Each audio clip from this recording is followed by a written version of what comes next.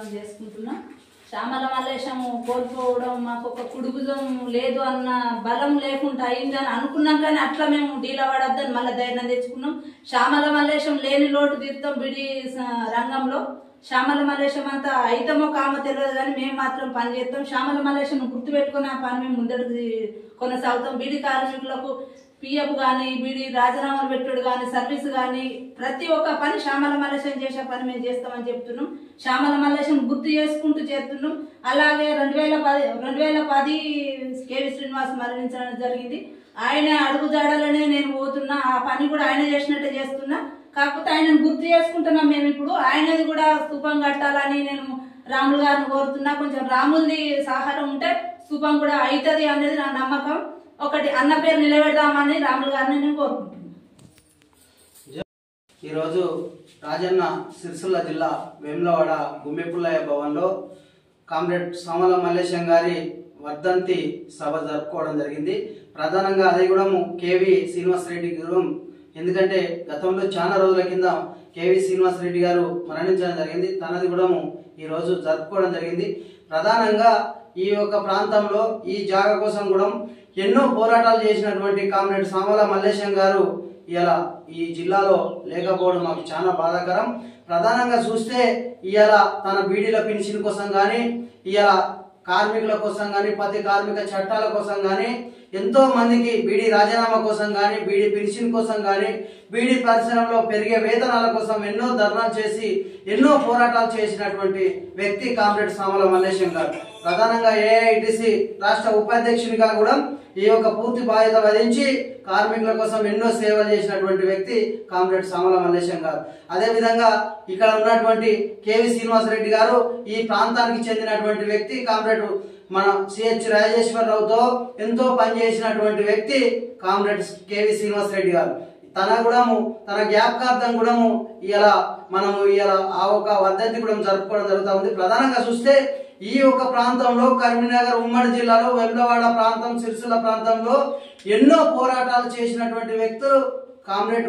ఇలా చూసుకుంటే శ్రీనివాస్ రెడ్డి గాని, శ్యామల మల్లేశం గారు గాని పేదల కోసం, కార్మికుల కోసం సూర్య వాళ్ళ ఒక చివరి శ్వాస వదిలేంత వరకు కూడా ఎర్ర జెండాను వదిలిపెట్టక పోరాటం చేసినటువంటి వ్యక్తి కామ్రేడ్ గుమ్మి పుల్లయ్య గారు కూడా ఈ ప్రాంతంలో ఈ స్థలం కోసం గాని, ఇవాళ ప్రధానంగా దున్నేవాడికి భూమి కావాలని సాయుధ పోరాటం చేసినటువంటి వ్యక్తి కూడా కామ్రేడ్ గుమ్మి పుల్లయ్య గారు కూడా పాత్ర ఉన్నది.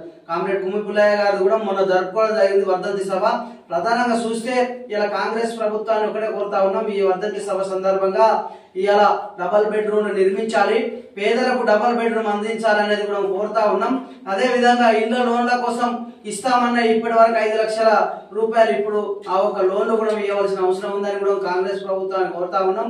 పేద ప్రజలకు ఇలా అక్కడ మార్పక ఖమ్మం దగ్గర కట్టినటువంటి డబల్ బెడ్రూమ్లు కూడా పూర్తి స్థాయిలో నిర్మాణం చేసి కూడా అవి కూడా ప్రజలకు అందిస్తే దాన్ని ఈ పార్టీ ఆ పార్టీ అనుకుంటా కూడా అవి కూడా పూర్తి చేసి ఇవ్వాలనేది కూడా కాంగ్రెస్ ప్రభుత్వాన్ని కోరుతా ఉన్నాం.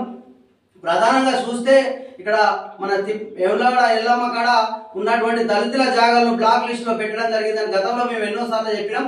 ఇవాళ ఈ సందర్భంగా కూడా కోరుతా ఉన్నాం, పేద ప్రజలకు, రైతులకు అనుకూలంగా ఉన్నటువంటి జాగాలు, అవి సాగు చేసుకుంటున్నటువంటి జాగాలు, ఇప్పటి వరకు మోగ మీద సాగులో ఉన్నటువంటి జాగాలు, దాని పట్టాలు కూడా తక్షణమే ఆ రైతులకు అందించాలని కోరుతా ఉన్నాం. అదే విధంగా తిప్పపురం బూడిదికుంట్లో ఇలా దళిత మైనార్టీ కులాలకు చెందినటువంటి రైతుల జాగాలను అవి కూడా పూర్తిగా లాగుకోవడం జరిగింది. అది కూడా పూర్తిగా ఆ రైతులకు అందించాలనేది కూడా దాని మీద సవరణ చేసి విచారణ జరిపించి అది కూడా నాంపల్లి, పల్లగుట్ట ఇప్పుడు రైతులకు జాగాలు, దాన్ని ఎంతో మంది కన్నేసినటువంటి బడాబాబులకు ఇలా కాంగ్రెస్ ప్రభుత్వం కూడా గతంలో ఎన్నో ధర్నాలలో పాల్గొని ఇలా ప్రజల జాగాలు పోతాయని చెప్పి ప్రజాపాలనతో అధికారంలోకి వచ్చిన కాంగ్రెస్ ప్రభుత్వం కూడా ఇలా రైతుల కోసం ఆలోచన చేసి నాంపల్లి, పల్లగుట్ట జాగాలు కూడా పూర్తి స్థాయిలో ఆ రైతులకు అందించాలి. అదే విధంగా మరిపల్లి దళితులకు ఇచ్చినటువంటి జాగాలు అవి కూడా పూర్తి స్థాయిలో సర్వే జరిపించి అవి కూడా ఆ రైతులకు అందించాలి. అదే విధంగా ఇలా చూసుకున్నట్టుంటే అక్కడ మన మరిబండ్ల కొండంచెరులో 80 ఎకరాలు పోడుగొట్టుకున్నటువంటి జాగాలు ఇలా అవి కూడా పూర్తిగా రైతులకు పెట్టినటువంటి కేసులు ఎత్తివేసి ఇలా పట్టాలు కూడా అందించాలనేది కూడా కాంగ్రెస్ ప్రభుత్వాన్ని కోరుతా ఉన్నాం. అదే కాకుండా ఇలా చూస్తే గ్రామాలలో ఇలా ఎన్నో ఇలా స్థలాల కోసం, రైతుల కోసం ఇవాళ తీసుకొచ్చినటువంటి రైతు చట్టాలను వెంటనే అమలు చేసి రైతులకు ఒకల పేరు మీద ఒకలకు బీఆర్ఎస్ ప్రభుత్వం వచ్చినాక ధరణి లొసుకులు ఇవాళ దాన్ని ఎన్నో లోపాలు జరిగినాయి. దాన్ని కూడా పూర్తి స్థాయిలో సర్వే చేసి ఆ ఒక అర్హులైనటువంటి రైతులకు ఆ స్థలాలు కూడా పూర్తి స్థాయిలో పాస్బుక్లు అందించాలనేది కూడా కాంగ్రెస్ ప్రభుత్వాన్ని కోరుతా ఉన్నాం. ఇలా వేములవాడకి వస్తే మాత్రం మార్కెట్ గాని ఇలా గుడి మీద గాని ఇలా రోడ్ల వెడల్పులో గాని కొంతమంది ఇలా దానికోసం కానీయమనే వ్యవస్థలో ఉన్నారు. దాన్ని పూర్తి స్థాయిలో కాంగ్రెస్ ప్రభుత్వం తీసుకున్నటువంటి పథకాన్ని పూర్తి స్థాయిలో ఇలా రైల్వేలు కూడా ఊరు దగ్గరికి వచ్చింది, దాన్ని పూర్తి చేయవలసిన అవసరం ఉందని కూడా కాంగ్రెస్ ప్రభుత్వాన్ని కోరుతా ఉన్నాం. ఇలా ఏదైతే మీరు తీసుకున్న నిర్ణయాలు వేములవాడ వెనుకబడ్డది అనేది కూడా అన్నగారు ఆదిశీనన్న గారు ఎప్పుడైనా అనేది దాన్ని కూడా పూర్తి స్థాయిలో నిర్మాణం చేపట్టి కంప్లీట్ చేయాలనేది కూడా సిపిఐ పక్షాన కోరుతా ఉన్నాం. దాన్ని వెంటనే ఈ ఒక ఆలోచన చేసి కంప్లీట్ చేయాలనేది కూడా కోరుతా ఉన్నాం. ఇవాళ డబుల్ బెడ్రూమ్ల కోసం అయితే పేద కుటుంబాలు చాలా వరకు ఎదురు చూస్తా ఉన్నారు. ఇవాళ ఈ ప్రాంతంలో అప్పుడు కేసీఆర్ ప్రతి ఒక్క జిల్లాలో ఇచ్చి వేములవాడకి వచ్చే వరకు మేము కూడా చెప్పినాం, వేములవాడకి వచ్చే వరకు వెనుకబడిపోయిందని చెప్పడం జరిగింది సిపిఐ పక్షాన.